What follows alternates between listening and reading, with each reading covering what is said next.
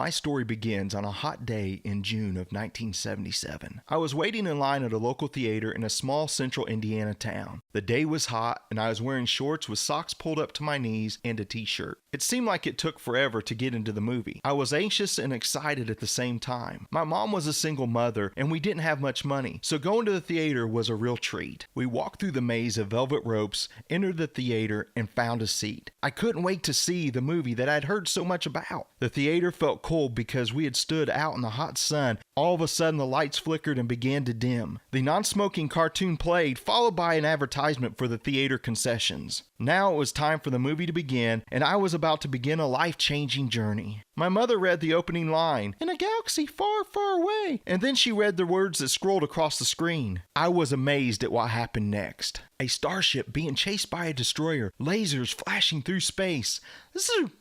I felt like I was in another ship watching as the battle took place. The emotions that were running through a 6-year-old's mind during the movie were like the changing of the ocean's tide throughout the day. One of the scenes that brought a lot of emotion was the introduction of Darth Vader when he appeared through the opening in the spaceship. I was scared as the evil figure was introduced with the background music, dun, dun, dun, dun, setting a dark, scary tone for his character. Then when he spoke with the rich, deep voice of James Earl Jones, it sent chills up my spine. They were compounded by what sounded like the breathing of a night stalker on the other end of the phone.